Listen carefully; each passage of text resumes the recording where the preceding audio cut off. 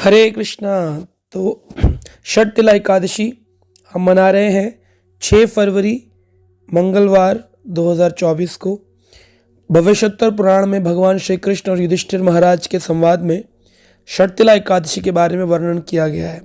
युधिष्ठिर महाराज ने पूछा, हे जगन्नाथ, हे श्री कृष्ण, हे आदिदेव, हे जगतपते, माघ मास के कृष्ण पक्ष में कौन सी एकादशी आती है, उसे किस प्रकार करना चाहिए, क्या फल होता है।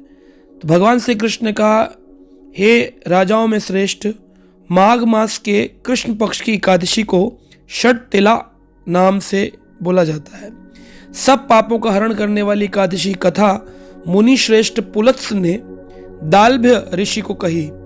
वो कथा मैं तुम्हें बताता हूँ। दालभ्य ने पूछा, हे मुनिवर, मृत्यु लोक में रहने वाले हर एक जीव पाप कर्मों में लगे रहते हैं, नरक की यातनाओं में जाते हैं। अगर नरक की यातना से बचना हो तो उन्हें क्या उपाय करना चाहिए। तब ऋषि पुलत्स ने कहा, हे महाभाग, आपने अच्छी बात पूछी है। माघ मास में मनुष्य को स्नान करके, इंद्रिय संयम करके और काम, क्रोध, अहंकार, लोभ, निंदा इनका त्याग करना चाहिए। भगवान का स्मरण करते हुए पानी से स्नान करना चाहिए, पैर धोने चाहिए और फिर एक सुंदर स्थान पर बैठकर उसको भगवान शंख चक्र पद्म गदा धारण करने वाले श्री विष्णु श्री कृष्ण का पूजन करना चाहिए। हो सके तो नारियल का अर्पण भगवान को करना चाहिए। इस एकादशी में विशेष करके तिल से स्नान, तिल का उपटन, तिल का हवन, तिल का दान जरूर करना चाहिए। तो ये एकादशी षटतिला है, इसमें तिल की बड़ी अधिक महिमा है। षटतिला एकादशी की महिमा सुनने देव ऋषि नारद भगवान श्री कृष्ण के पास आए। भगवान श्री कृष्ण ने कहा कि नारद जी, एक ब्राह्मण स्त्री थी, उसने अपने पूरा जीवन बड़ी तपस्या, बड़ा भजन, बड़ी आराधना करी, लेकिन कभी किसी को दान नहीं दिया। उसने कभी किसी को अन्न दान नहीं किया। तो वह ब्राह्मण की स्त्री के घर पे मैं एक बार ब्राह्मण का रूप धारण करके और भिक्षा मांगने गया। तब उस ब्राह्मणी ने पूछा कि हे ब्राह्मण, तुम कहाँ से आए हो, कौन हो। तो मैंने जानबूझ करके उसको जवाब नहीं दिया। तो उसने क्रोध में भिक्षा पात्र के अंदर मेरे मिट्टी डाल दी और उसके मिट्टी लेकर के मैं अपने धाम को वापस आ गया। लेकिन अपनी तपस्याओं के प्रभाव से उसको मेरा धाम मिला। जब मेरे धाम में आई तो उसने धाम में अपना एक सुंदर महल पाया, लेकिन उस महल में न संपत्ति थी, न स्वर्ण थे, न धान्य था।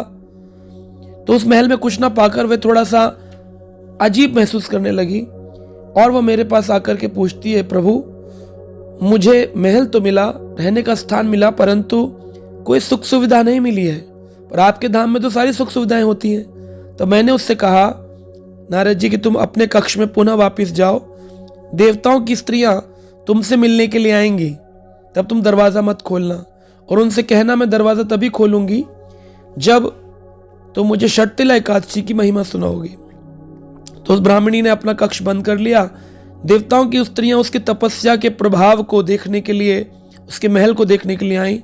उसने दरवाजा बंद किया और कहा, पहले मुझे षटतिला एकादशी की महिमा सुनाओ, तभी मैं दरवाजा खोलूंगी। तब देव पत्नियों ने उसको षटतिला एकादशी की महिमा सुनाई।